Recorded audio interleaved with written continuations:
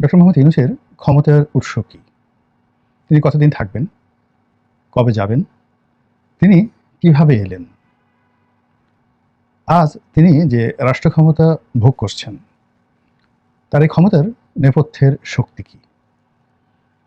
অথবা তিনি আগামীতে যে রাজনৈতিক অভিলাষ লালন করছেন, তার মদদপুষ্ট রাজনৈতিক যে দলগুলো, যা কিনা আগামীতে একটি সরকার গঠনের স্বপ্ন দেখছে, এগুলোর পেছনে নিয়ামক শক্তি কী? সেই বিষয়গুলো নিয়ে আজকের এই ভিডিওতে সংক্ষেপে আলোচনা করার চেষ্টা করব। প্রথমত, তিনি যে ক্ষমতায় এসেছেন, এই ক্ষমতায় আসার পেছনে হুট করে তিনি এই ক্ষমতায় এসে গেছেন, বসে গেছেন, আমরা যেভাবে শুনছি, যেভাবে বিশ্বাস করছি, প্রকৃত ঘটনা তা নয়।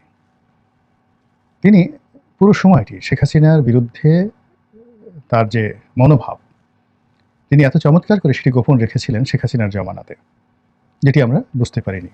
কিন্তু সবার শেষে তিনি যেদিন কোর্টে হাজির হয়েছিলেন, শ্রম আদালতে, ঠিক সেই সময়টাতে তার অতীতের সকল রেকর্ড ভঙ্গ করে, অর্থাৎ তিনি সাধারণত কথা বলতেন না, তার পক্ষে আইনজীবী কথা বলতেন। তো আইনজীবী জনাব মামুন, তার যে বাকপটুতা, তার চাইতে কোটি কোটি কোটি গুণ বেশি বাকপটুতা রয়েছে ডক্টর মোহাম্মদ ইউনূসের। তো তিনি যদি সে 2012 সনে 11 সন থেকে কথা বলতেন, দেশ ও জাতির পক্ষে কথা বলতেন, বিএনপির পক্ষে কথা বলতেন, জামাতের পক্ষে কথা বলতেন, রাজনীতি নিয়ে কথা বলতেন, সম্ভবত 2014 সনের যে বিনা ভোটের নির্বাচনটি, এটা হতো না, বিনা প্রতিদ্বন্দ্বিতার নির্বাচনটি হতো না। এইরকম তিনি আসলে কথা বলেননি। তিনি কথা না বলে, যেহেতু তিনি কাজের মানুষ, তিনি গোপনে কাজ করে গেছেন। এখন সেই কাজ নিয়ে নানাজনে নানা অভিযোগ করছেন। কেউ বলছেন বাইডেন প্রশাসনের সঙ্গে তার সুসম্পর্ক ছিল, কেউ বলেছে যে পুরো প্রকল্পটিকে, অর্থাৎ শেখ হাসিনার যে পতন, এটিকে ত্বরান্বিত করার জন্য, বিভিন্ন অ্যাঙ্গেলে মাস্টার মাইন্ড তৈরি করার জন্য তিনি আমেরিকার যে চ্যানেল, সেটা হলো জর্জ সরোজ নামক একজন ধনকুবের রয়েছেন, তাকে তিনি ব্যবহার করেছেন। এরকম অভিযোগ, সত্য মিথ্যা আল্লাহ রাব্বুল আলামিন জানেন। তার জন্য যারা প্রকাশ্যে মাঠে নেমে কথা বলেছেন, তাদের মধ্যে ক্লিন্টন ফাউন্ডেশন, হিলারি ক্লিন্টন, যারা নোবেল পুরস্কার পেয়েছেন বিভিন্ন সময়টিতে, সে সকল নোবেল লরিয়েটগণ, এবং বিশ্বের নানা রকম পত্রপত্রিকা, অ্যামনেস্টি ইন্টারন্যাশনাল সহ অন্যান্য এনজিও এবং মানবাধিকার প্রতিষ্ঠানগুলো। কিন্তু তিনি নিজে রেসপন্ড করেননি, অন্যকে দিয়ে কথা বলিয়েছেন। বাংলাদেশে তার পক্ষে অনেকে কথা বলেছেন, কিন্তু তিনি নিজে কথা বলেননি, এবং এটাই হলো তার শক্তির মূল উৎস। আমাদের মধ্যে যা হয়, বেশিরভাগ ক্ষেত্রে আমরা ছোটো মুখে বড় কথা বলি, নিজের যতটুকু না ক্ষমতা তার চেয়ে বেশি লম্ফঝম্প করি, এবং আমাদের হাতে একটা নসিমন ভটভটি এরকম যদি মেশিন থাকে, সেটা দিয়ে আমরা বিমানের যে রোলস রয়েস 747 বিমানের যে রোলস রয়েস ইঞ্জিন, সেই ইঞ্জিনের কাজ চালানোর জন্য বিমানের সঙ্গে নসিমন ভটভটি লাগিয়ে দিয়ে একটি 747 জাম্বো, যেটা আমরা আকাশে উড়ানোর চেষ্টা করি। এই হলো আমাদের মতো সাধারণ মানুষের কর্মকাণ্ড। আর ডক্টর মোহাম্মদ ইউনূসের মতো প্রাজ্ঞ, অভিজ্ঞ যারা লোকজন রয়েছেন, তারা দেখা যাচ্ছে যে 133টি হাতি প্রসব করে ফেললেন, কিন্তু একটা শব্দ হলো না। কিংবা 1000 রয়্যাল বেঙ্গল টাইগার সমাজে ছড়িয়ে দিলেন, সুন্দরবন থেকে এনে 1000 রয়্যাল বেঙ্গল টাইগার সমাজে ছড়িয়ে দিলেন, কিন্তু একটু শব্দ করলেন না। আমাদের মধ্যে যারা সাধারণ মানুষ, তারা বাঘের একটা পশম সুন্দরবনে ঘুরতে গিয়ে কোনো একটা জায়গা থেকে বাঘের একটা পশম পেয়ে, সে হয়তো দেখা গেল সেই পশমটিকে বাঁধিয়ে ঘরের মধ্যে রেখে তারপরে বন্দুক নিয়ে সামনে দাঁড়িয়ে বিরাট একটা ছবি তুলে বলার চেষ্টা করেছিলেন, বাঘের গুলি করে, বাঘকে গুলি করে তিনি শিকার করেছেন, বাঘ পালিয়ে গেছে, তো বাঘ ধরতে পারেনি, বাঘের পশমটি তিনি নিয়ে এসেছেন। তো এরকম হলো আমাদের সাধারণ মানুষের যে চিন্তা চেতনা। কিন্তু ডক্টর মোহাম্মদ ইউনূস নীরব থেকেছেন, এবং সেই পুরো সময় 2010 থেকে একেবারে 25 সন পর্যন্ত এখনও তিনি নীরব রয়েছেন, কিন্তু তলে তলে তার কাজগুলো হয়ে যাচ্ছে। তিনি যেভাবে ক্ষমতায় এসেছেন, যেভাবে ক্ষমতায় বসেছেন, এটি একটি রহস্যের আধার।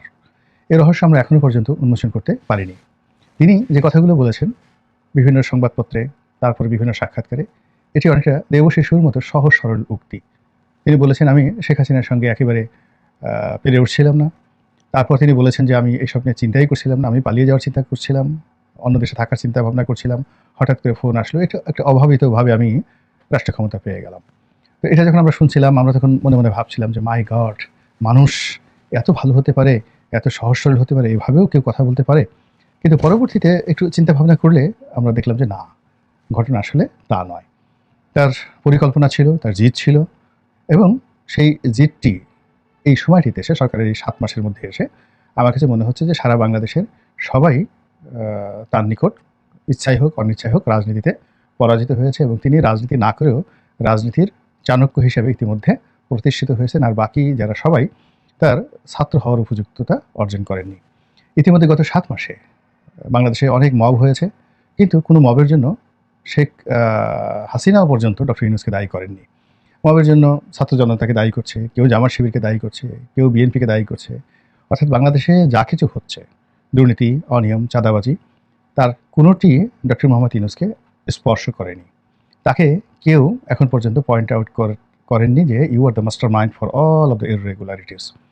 বরং সবাই মনে করছেন যে ভদ্রলোক মানুষ, বয়স্ক মানুষ, তিনি পেরে উঠছেন না, তিনি একা কত কী করবেন, সংক্ষিপ্ত সময়ের জন্য আসছেন, তাকে একটা ব্রিদিং স্পেস দেওয়া উচিত। এই সকল যে আলাপ আলোচনা হচ্ছে, এর মধ্যে তিনি তার আসল কর্মগুলো সেরে ফেলছেন। তিনি রাজনৈতিক দল গঠন করার যে অনুমোদন সেটা দিয়ে ফেলেছেন। ইতিমধ্যে বাংলাদেশের রাজনীতির মধ্যে কতগুলো সর্বনাশ ঘটে গেছে। আওয়ামী লীগের অন্তরাত্মা বলতে যা বোঝায়, কলিজার মধ্যে যে খোঁচা দেওয়া, সেটা তিনি দিয়ে দিয়েছেন। ৩২ নম্বর ভাঙা হয়েছে, গণভবন ভাঙা হয়েছে, চুরমার করে দেওয়া হয়েছে।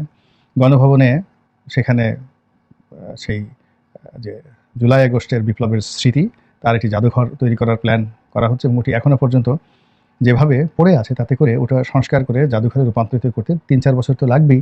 কাজেই তিনি এরকম একটা জাদুঘর প্রতিষ্ঠা না করে ৩-৪ বছর সময় মিনিমাম লাগবে। তো তিনি না করে সেখান থেকে যাবেন কী করে? এটা তো তার পক্ষে সম্ভব না। তার একটা নৈতিক দায়িত্ব আছে না? এরপর জুলাই আগস্ট বিপ্লবের যারা আহত ব্যক্তি হয়েছেন, যারা শহীদ হয়েছেন, তাদের তালিকা করা, পুনর্বাসন করা, তারপর তাদের অনেকে আবাসন দেওয়া। এখন সেই আবাসন কি গণভবনে দেওয়া হবে, সেই আবাসন কি ৩২ নম্বর দেওয়া হবে, নাকি সুধা সদনে দেওয়া হবে, এগুলো নিয়ে অনেকগুলো সিদ্ধান্ত নিতে হবে। এবং সেইগুলো যে সিদ্ধান্তগুলো তিনি নেবেন, এক একটা সিদ্ধান্ত বাংলাদেশে বিস্ফোরণ তৈরি করবে এবং আওয়ামী লীগের মধ্যে রীতিমতো একেবারে যাকে বলা হয় কেয়ামত শুরু হয়ে যাবে, হাসর নাসর শুরু হয়ে যাবে। কিন্তু তারা কিছু বলতে পারবে না। এর কারণ হলো ইতিপূর্বে তারা যখন ক্ষমতা ছিল, তারাও তো এইভাবে অনেকের বাড়ি ভেঙেছেন। অনেকের বাড়ি ভেঙেছেন, বেগম জিয়ার বাড়ি ভেঙে সেখানে তারা পুনর্বাসন করেছেন অনেককে। তো সেটা সরকারি প্লট ছিল, সরকারি প্লট, ক্যান্টনমেন্টের প্লট বেআইনিভাবে দেওয়া হয়েছে। এখন ডক্টর মোহাম্মদ ইউনূসের সরকার তারা যদি বলে ৩২ নম্বর সুধা সদন এটি অবৈধভাবে নির্মিত হয়েছে, বেআইনিভাবে দেওয়া হয়েছে, আপনি কী করবেন বলেন? কিছু করার আছে আপনার? কিংবা তার যে পূর্বাচলের যে সহায় সম্পত্তিগুলো শেখ পরিবারের, সেগুলো বাতিল করা হচ্ছে, আপনি কী করতে পারছেন? কিছু করতে পারছেন না। কিন্তু এই জিনিসগুলো যখন করা হবে, যদি বলা হয় ৩২ নম্বরে একটা পিনাকি সাহেবের হয়তো অনেক কিছু করতে চাচ্ছেন, কেউ কেউ হয়তো টয়লেট বানানোর কথা বলছেন, তো এগুলো না করে জুলাই আগস্ট বিপ্লবে যারা প্রথম সারির শহীদ রয়েছেন, জীবন হারিয়েছেন, তো সেই তাদের জন্য যদি ১০০-১৫০ ফ্ল্যাট নির্মাণ করা হয় ২০ তলা বিল্ডিং করে, এবং সেই ফ্ল্যাট তাদেরকে বরাদ্দ দেওয়া হয়, ঠিক যেই কাজটি বেগম জিয়ার জায়গাতে করা হয়েছে, আপনি বলেন তো কত মানুষ তালি দিবে?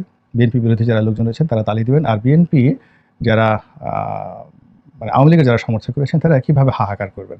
তো এরকম তালি বাজাতে এবং হাহাকার করতে আর এই বিল্ডিং তৈরি করতে মিনিমাম ২ বছর সময় চলে যাবে। আর এই ২ বছর সময় বসে ডক্টর মোহাম্মদ ইউনূস এবং তার যারা লোকজন রয়েছেন, তারা তো এই সময়টাতে খালি হাতে বসে থাকবেন না, কিংবা বগল বাজাবেন না। তারা রাজনীতি করবেন, রাজনীতি শিখবেন, এবং এই রাজনীতি শিখতে শিখতে ইতিমধ্যে যতটুকু সফলতা তারা দেখিয়েছেন একেবারে গত 7 মাসে, জামাতের যা হবার তা তো হয়ে গেছে। এখন জামাতের আমির বলতে যা বোঝায়, তাকে নিয়ে যেভাবে ট্রল হয়, এটা আগস্ট মাসের ৫ তারিখের আগে কল্পনাই করা যেত না, কল্পনাই করা যেত না। তো সেই জিনিসটা হচ্ছে। ইদানিং তারেক রহমান সাহেবকে নিয়ে যে সকল কথাবার্তা হচ্ছে, সেই সকল কথার প্রেক্ষিতে মির্জা ফখরুল ইসলাম আলমগীর সাহেব বলতে বাধ্য হয়েছেন যে বাংলাদেশে এখন রাজনীতিতে তারেক রহমান সাহেবের সমপর্যায়ের কেউ আছে তার পাশে দাঁড়ানোর মতো। তাহলে বোঝার চেষ্টা করুন যে তারেক রহমান সাহেবকে কোথায় নামিয়ে নিয়ে আসে। এখন বাংলাদেশে রাজনীতি করছেন কারা? রাজনীতি করছেন নুরুল হক নুরু, রাজনীতি করছেন জুনায়েদ সাকি, রাজনীতি করছেন নুরুল হক নুরুর দল থেকে বের হয়ে যাওয়া আমজনতা দলের জনাব তারেক রহমান, উনিও তারেক রহমান।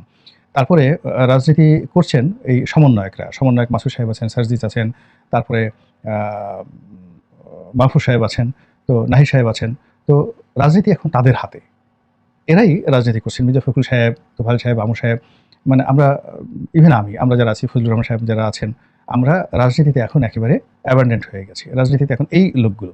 তো এখন ধরুন চিন্তা করুন যে মঞ্চের ওপাশে তুলনা করার জন্য মাসুদ দাঁড়িয়ে আছেন, মাসুদ তুই ভালো হয়ে যা, সেই মাসুদ, বা মাসুদ ওজন কমাও, সেই মাসুদ। তারপর শেষে সার্জিস, নাহিদ, ভিপি নুরু, তারপর শেষে তার অন্যান্য যে সকল তারেক বা তারেক রহমান, তারা সব একদিকে দাঁড়িয়েছেন, আর অন্যদিকে জিদ করে বিএনপি বললেন যে ওদের থেকে আমাদের তারেক রহমান সাহেব শ্রেষ্ঠ নন। তো তারেক রহমান সাহেব অন্যদিকে দাঁড়িয়ে তাকে দাঁড় করানো হলো।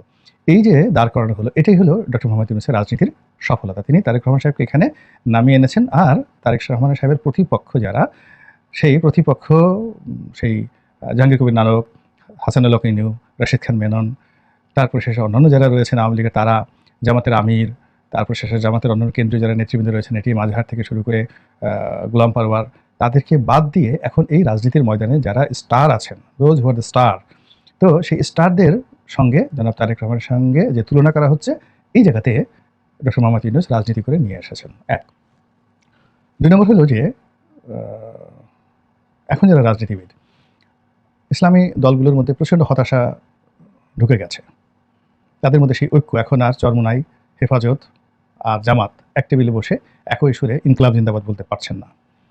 এই যে তাদের মধ্যে যে হতাশা এবং বিভক্তি, এটাই হলো ডক্টর মোহাম্মদ ইউনূসের প্রধান শক্তি। বিএনপির লোকজনের মধ্যে ভীষণ রকম বিভক্তি। বিএনপির হাওয়া কেন্দ্রিক যে গ্রুপটি ছিল, যাদের সঙ্গে এখন বিএনপির কোনো সম্পর্ক নেই, এখন তারা এই সমাজে দাপিয়ে বেড়াচ্ছে।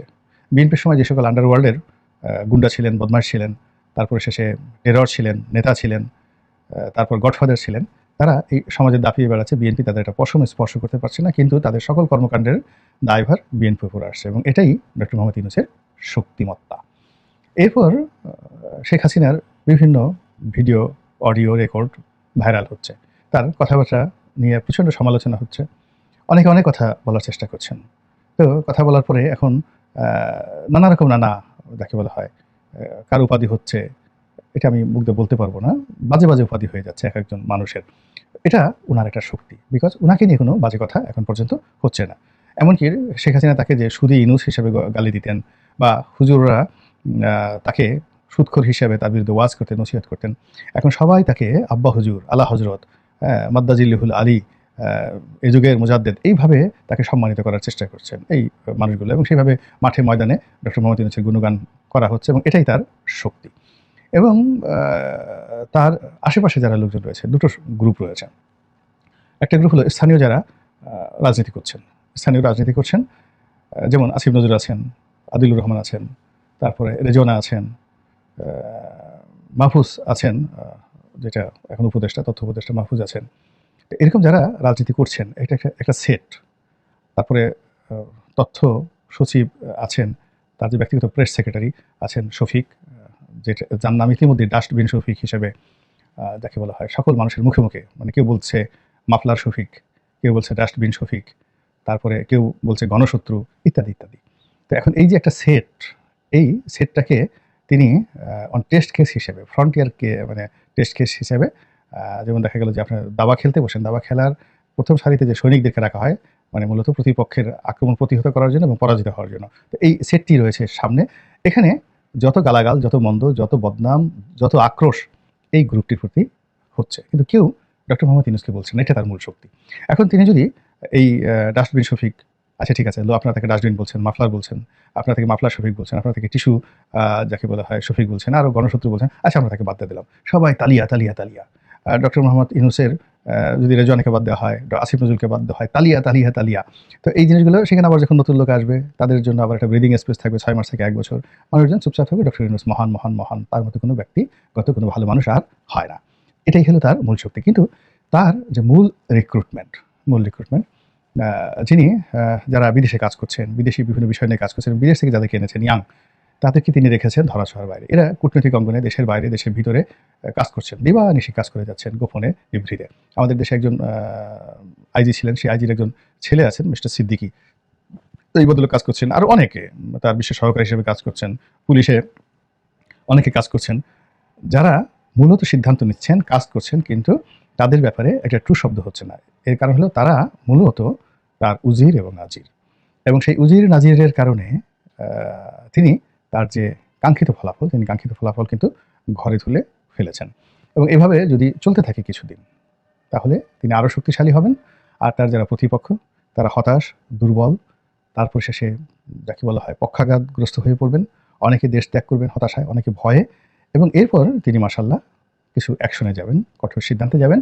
আর সেই কঠোর সিদ্ধান্তে তিনি যখন যাবেন, তখন চারিদিকে শুধু তালিয়া বাজাতে থাকবে। আপনি এখন চিন্তা করুন, বাংলাদেশের জেলা শহরগুলোতে যদি তিনি একটা শুদ্ধি অভিযান চালান, এবং ইদানিংকালে যারা চাঁদাবাজ হিসেবে, অত্যাচারী হিসেবে যারা আবির্ভূত হয়েছেন, তাদের 2-4 জনকে হ্যান্ডকাপ পরিয়ে পুরো শহর গাধার পিঠে চড়িয়ে তিনি ঘুরান, কিংবা কাউকে যদি প্রকাশ্যে ব্যত্যাঘাত করানোর ব্যবস্থা করা হয়, সেটা পুলিশ দিয়ে করানো হোক কিংবা মিলিটারি দিয়ে করা হোক, সারা বাংলাদেশে ইনুস জিন্দাবাদ, ইনুস জিন্দাবাদ, ইনুস ভাইয়ের সরকার বারবার দরকার, ইউনূস ভাইয়ের সরকার বারবার দরকার, এই বাঙালি এইভাবে অতীতকালে আইয়ুব খানকে স্বাগত জানিয়েছেন, এরশাদ সাহেবকে এইভাবেই তারা স্বাগত জানিয়েছিলেন। তো এইভাবে আসলে ক্ষমতার যে একটা রসায়ন, সেই রসায়নটা একেবারে কীভাবে কোনটার সঙ্গে মিক্স করলে পজিটিভ হবে, কোনটার সঙ্গে নেগেটিভ হবে, এই সব জিনিসগুলো খেলাধুলায় ডক্টর মোহাম্মদ ইউনূস বুঝে গেছেন। ফলে কি হলো, তার এই জ্ঞান বুদ্ধি, এটাই হলো তার শক্তি।